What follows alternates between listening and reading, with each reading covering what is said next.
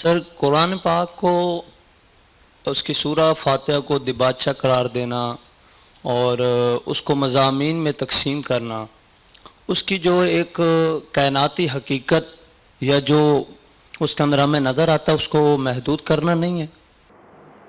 قرآن مجید ایک پیغمبر کی سرگزشت انذار ہے. یعنی اگر آپ دیکھیں تو وہ کیا کتاب ہے، اس میں ایک رسول کی بعثت ہوئی ہے اور اس رسول نے اپنی قوم کو جو انذار کیا ہے اس کی سرگزشت ہے جو محفوظ کر دی گئی ہے. تو اس وجہ سے ظاہر ہے کہ سب سے پہلے تو یہ دیکھا جائے گا کہ کوئی بات کس پس منظر میں کہی گئی ہے، کہاں کہی گئی ہے، کس سے کہی گئی ہے. پھر اس کے بعد جو میسج اس کا ہے وہ ظاہر ہے کہ آفاقی ہے.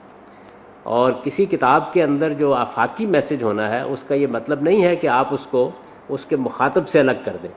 وہ بھی انسان تھے جن کے سامنے یہ کتاب آئی، ان کے بھی وہی مسائل تھے جو ہمارے مسائل ہیں، وہ بھی اسی طرح کی الجھنوں میں گرفتار تھے جس میں ہم گرفتار ہیں. ان کو مخاطب کر کے قرآن مجید نے خبردار کیا ہے، اور اس کو جب وہاں آپ سمجھ لیتے ہیں تو اس کے بعد پھر اس کے آفاقی میسج کو سمجھتے ہیں کہ اس میں کیا بات بیان کی گئی ہے. تو یہ طریقہ ہے قرآن کو سمجھنے کا. اس سے قرآن محدود نہیں ہوتا، قرآن اپنی بالکل صحیح صورت میں ہمارے سامنے آ جاتا ہے اور اس کو اس کی صحیح صورت ہی میں لینا چاہیے. سوال یہ ہے کہ اس کے اوپر کوئی تقریر کرنے کی کیا ضرورت ہے؟ قرآن نکالیے اور قرآن مجید کی پہلی سورہ نکال لیجئے اور اس کے بعد کوئی 15-20 آیتیں پڑھنے کے بعد دیکھیے یا بنی اسرائیل سے خطاب شروع ہو جاتا ہے، اور وہ خطاب جو ہے وہ یعنی کوئی آیت 162 تک چلتا چلا جاتا ہے. تو کیا کیا جائے اس کو؟ یعنی بنی اسرائیل کی بجائے وہاں کو اور لفظ ڈال دیا جائے، نام لے کے مخاطب کیا نا.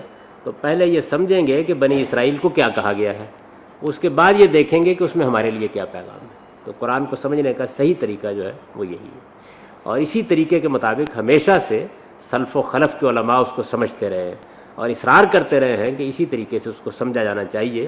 اس کی آیتوں کو اس کے سیاق سباق اور مخاطب سے جب الگ کر لیا جائے گا تو اس کا مضمون بالکل باطل ہو جائے گا اور وہ کوئی اور بات کہنا چاہے گا اور آپ اس سے کوئی اور بات نکال لیں گے. یہ اس کا نتیجہ نکلے گا، اور یہ نتیجہ جن لوگوں نے یہ کیا ہے نکلا ہے. تو اس کے سیاق میں سباق میں جس جگہ بات کہی گئی ہے اس کو رکھا جائے گا اور رکھ کر دیکھا جائے گا کہ وہ اصل میں کیا پیغام ہم تک پہنچا رہا ہے.